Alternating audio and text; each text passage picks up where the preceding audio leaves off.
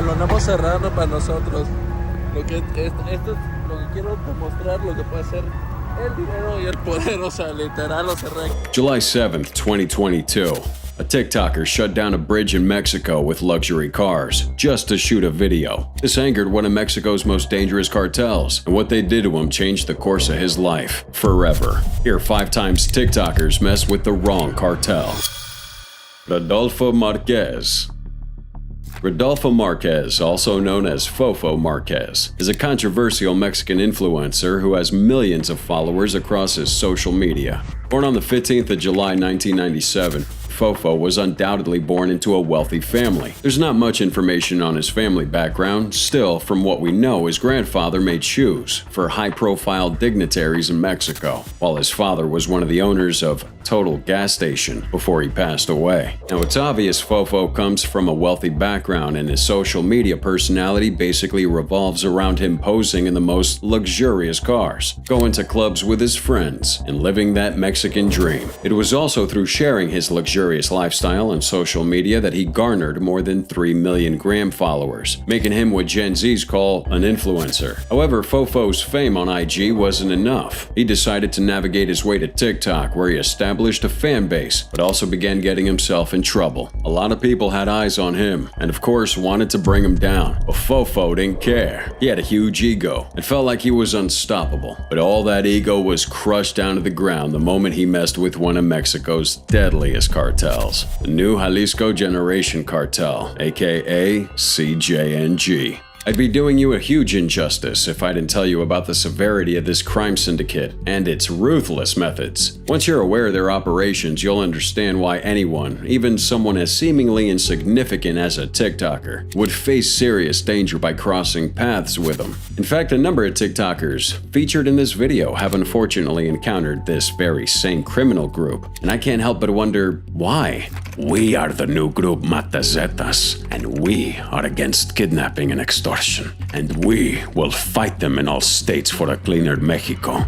Those were the words written in a note by the Jalisco New Generation Cartel back in June 2009, after they executed 3 Mexicans and dumped their bodies in a truck. Mexican authorities initially underestimated these guys as a minor faction within a larger cartel. However, the CJNG swiftly demonstrated its menace by executing 35 members of rival cartels and discarding their bodies in various vehicles along the Mexican highway. The cartel's leader, Nemesio Segueda Cervantes, also known as El Mencho, has gained a notorious reputation of being the devil in human form. Born on July 17, 1966, El Mencho emerged from a farming family of 6 siblings, and despite this background, he diverged early, seeking a more ambitious and nefarious path to success, one marked by the stain of cocaine and the blood of Mexicans. El Mencho's criminal journey began at 14, performing menial tasks for larger cartels, and then in the US, where he continued his criminal pursuits. However, he was deported to Mexico after a Texas-based gang-related sentence. Now, upon his return, El Mencho joined the Milenio Cartel as an assassin. However, the cartel's subsequent fragmentation led him to ally with the Sinaloa cartel subgroup under Ignacio Nacho Coronel. Here, he managed drug operations, finances, and violence in the Mexican states of Colima and Jalisco. But after a few more years, he took charge of half the group, renaming it Cartel de Jalisco Nueva Generación, or the Jalisco New Generation Cartel. With El Mencho at the helm, the CJNG evolved into one of the globe's most violent criminal entities, donning military-grade equipment that could be mistaken for official Mexican military units. They're bad, they're cruel, and they're not to be messed with. So what exactly did Fofo do to piss off this extremely powerful and corrupt organization? Just like almost every TikToker out there, subjected to posting daily videos to keep their followers entertained, Fofo was doing the same. But this time he decided to do something not many have kinda done in Mexico. So,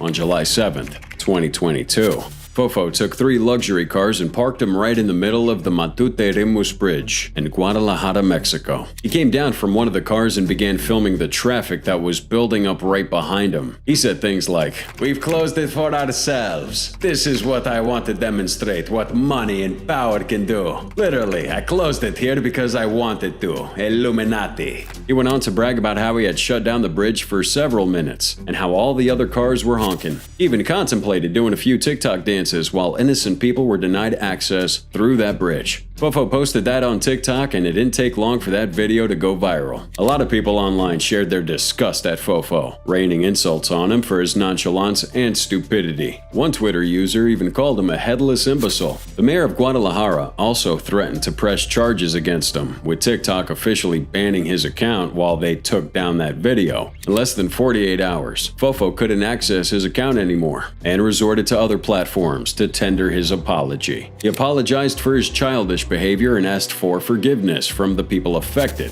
The mayor accepted Fofo's apology, but stated that he needed to complete several hours of community service, cleaning beneath that same bridge he blocked. Left with no option, Fofo agreed to do as he was asked, but it was at this moment that the CJNG decided to punish Fofo for his actions. Just when the smoke for his stupid video had gone down, the CJNG reignited the entire case with a message sent to Fofo Marquez. The message went viral on social media, and it was from an anonymous account named Gente con la Gente NG, which translates to people with the new generation. The message was also written in Spanish, but it roughly translates to this. "Hello to all the people of Guadalajara. We are the Jalisco New Generation Cartel. As you might know, the influencer or scumbag Fofo Marquez dared to obstruct the flow of traffic on the Matute-Remus Bridge, which is an act that we don't tolerate. We'll not allow this animal to get away with this. We are in charge of Jalisco and all of Mexico. We would not allow you to come to Guadalajara and do this type of thing. If you ever step in Guadalajara, not you or your money would save you from us." Now, seeing how El Mencho and the CJNG as a whole are driven by intense violence, it could have been anyone who wrote that message to Fofo. Members of the CJNG believe that El Mencho should be feared and worshipped by Mexicans, so Fofo pulling such a stunt in a town under the direct control of El Mencho himself was an insult to El Mencho and his authority. Fofo's undoubtedly wealthy, but where his wealth stops is where that of the CJNG begins. These guys rake in billions of dollars annually and control a significant portion of the Mexican government. Their message terrified Fofo because he knew that no one could protect him if the CJNG decided to actually kill him. Once the message circulated, things got real. The CJNG doesn't make jokes, and Fofo knew this. He tendered an apology to him online and immediately ran back to his parents' mansion in Mexico to seek refuge. But being in that mansion wouldn't change anything. The family then hired armed security men to guard the house 24/7. But even with this, Fofo wasn't safe. The CJNG had taken down the deadliest cartel hitman squads and even the battalions of the Mexican army in the past, so no amount of security could hold them down. Fofo was scared. He couldn't leave the house for days, stayed away from windows to avoid sniper attacks, and even carried a transceiver around so he could communicate if he was ever in danger. After a few months, Fofo finally returned to his life, but his actions against the authority of the CJNG altered the course of his life till today. However, as crazy as that sounds, this next teenager had the guts to insult El Mencho directly. Illuminati 6. Mira bien, hijo de tu puta perra madre.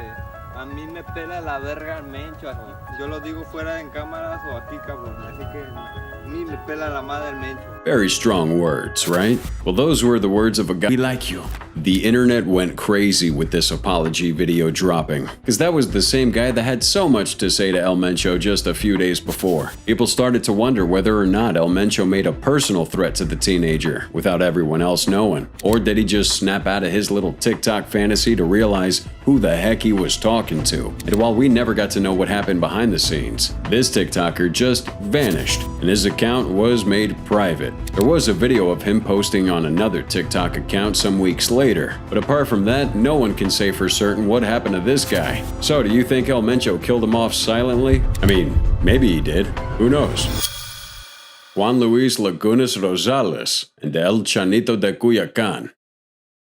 Juan Luis, hailing from Mexico, gained internet fame under the alias El Pirata de Culiacán, translating to Pirate of Culiacán. Born in Sinaloa, Juan's upbringing was marked by hardship. His father's absence and his mother's limited work opportunities left him in the care of his grandmother, who could only do so much. Now, interestingly, his childhood neighborhood was situated just a few kilometers away from the domain of the renowned Mexican drug lord, Joaquin El Chapo Guzman. However, Juan's path had yet to intersect with the world of narcotics until he opted to abandon high school and pursue a better life in Culiacán. Upon arriving in Culiacán, Juan took on various low-paying jobs to sustain himself, but concurrently he developed an unhealthy affinity for alcohol. This habit of drinking permeated his work and leisure time, regardless of his underage status. And we all know nothing good comes from consuming way too much alcohol, but for Juan, it kinda did. His problematic relationship with alcohol propelled him to prominence. He established a YouTube channel where he uploaded videos of himself consuming copious amounts of whiskey and beer, followed by his reaction to becoming intoxicated. While it might have seemed unconventional, these videos garnered an unexpectedly massive number of views and reactions from the audience, and adding an element of humor to his content contributed to his rapid rise. His Facebook page amassed over 1 million followers, while his Instagram had around 300,000. Remarkably, his popularity led to appearances in music videos and television shows. But again, nothing good comes from consuming way too much alcohol. And Juan's sudden fame took a drastic turn for the worst. He started posting images on his gram that didn't sit well with the older demographic because he was just 17 years old at the time. These photos depicted him with firearms, luxurious automobiles, and often scantily clad attractive women, and although everyone thought he landed himself with the evil underworld of Mexican narcotics, he wasn't affiliated with any cartels, at least not yet. Instead, a meeting with Beto Sierra, a social media management expert, marked a turning point for El Pirata. Sierra's guidance encouraged him to transition away from that alcohol-centric content and embrace more marketable ventures, such as unveiling his own merch and even attempting a singing career. However, Juan remained like a ticking time bomb, and his fate was sealed sooner than anticipated. On multiple occasions, Juan openly expressed his defiance towards numerous adversaries, including a drunken video in which he provocatively insulted Nemesio Oseguera Cervantes. What's his name, everybody? El Mencho. He uttered these exact words. 2017. Armed men stormed the bar where Juan was celebrating, and with a hail of over 18 bullets from high-caliber firearms, his life was abruptly extinguished in less than a minute. The numerous wounds inflicted made it so hard to even recognize that body. He was later identified by the tattoos on his arms. His death, rather than his life, became the subject of a feature in Rolling Stone magazine, focusing on his demise at the hands of CJNG, and of course the stupidity of challenging one of the most wanted men in the world. But also with his death, El Chanito de Culiacán, another Mexican teenager, saw it as a medium to gain clout. With the death of El Pirata, El Chanito decided to call out El Mencho, saying he was out to seek revenge for the death of his friend. The viral video showed El Chanito holding a rifle, along with a small child whose face was covered, also wielding a rifle, while they cursed out El Mencho. They called El Mencho words like stupid, and even mocked El Pirata for consuming so much alcohol just for content and internet fame. I mean, you don't need us to tell you that this statement obviously led to El Chanito's death. But for El Chanito, the CJNG decided to take things to the next level. El Chanito apologized for his statement to El Mencho and played the insanity card, claiming to be mentally ill. But this didn't stop the CJNG. El Chanito went off social media for a while, and everyone suspected he had been killed. But the real confirmation of his death came when an anonymous Redditor posted a video of him being beheaded by CJNG sicarios. The footage was immediately taken down for its graphic content, but the message had been passed: do not mess with El Mencho. Leslie and Pamela Montenegro.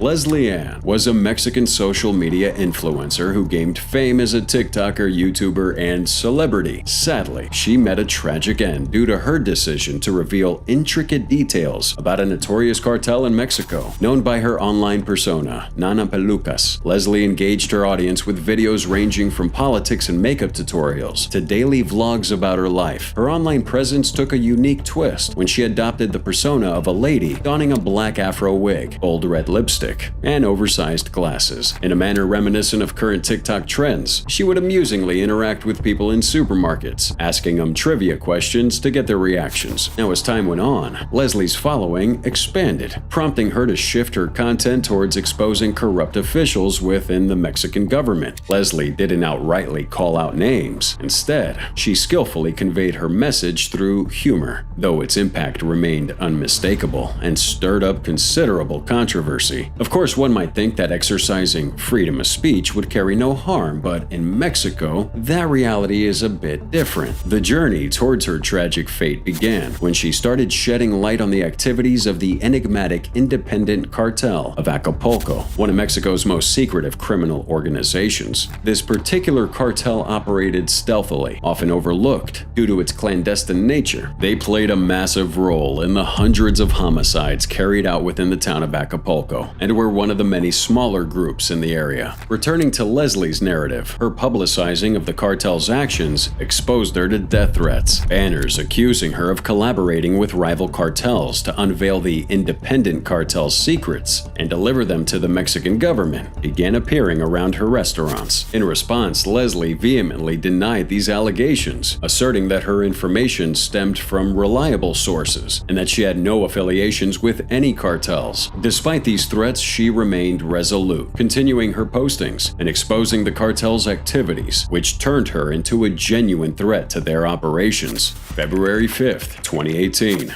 Two men entered her restaurant during her night shift, ordering beers, before mercilessly gunning her down. She received 3 shots to the upper body, ending her life on the spot. Fortunately, Mexican authorities managed cities issues to both the public and the Mexican government aimed for change, yet she tragically underestimated the extent of corruption. So in her pursuit of justice, Leslie messed with these cartel members and paid for it with her life. That, my friends, is something that won't be forgotten in a hurry. Miss Azucena Uresti.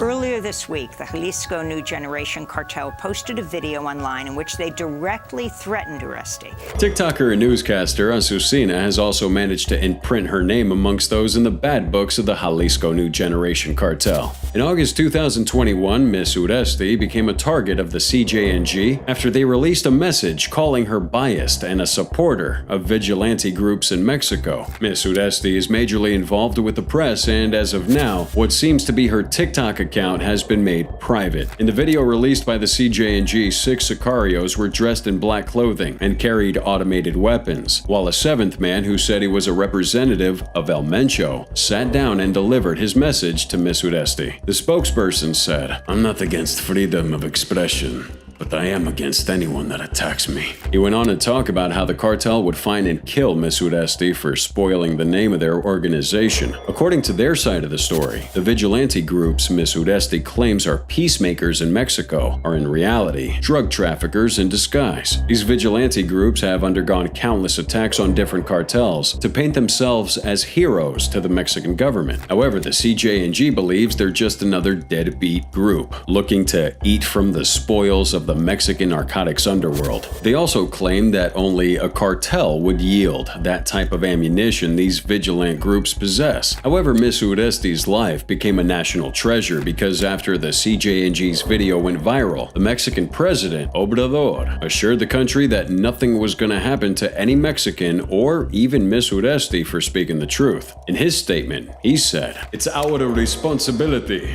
that Mexicans are not intimidated or threatened by anyone." The presidential spokesperson, Jesus Ramirez Cuevas, tweeted a post about the incident, saying the government would take the necessary measures to protect any member of the press from speaking their mind. Then Miss Uresti spoke for herself, saying that she was now under the protection of the government and didn't seem bothered by the statement from CJ&G. Since then, Miss Uresti has been living her life, and there had been no attacks against her. It could be that the CJ&G had decided to let her be, or they could be waiting for the perfect time to strike. Either way, journalism is a tough job in Mexico, and I don't see why Miss Uresti should blindly put her faith in a government that has sat back and watched hundreds of journalists before her die at the hands of different cartels. So maybe Uresti is the only TikToker and social media personality to mess with a cartel and get away with it. Maybe she'll still pay the price. And maybe, just maybe, you like this video. Join the fam and subscribe to the channel. Turn on them notifications so you don't miss out on future videos. But the truth still remains that messing with a Mexican cartel for clout is one of the worst things anyone can do.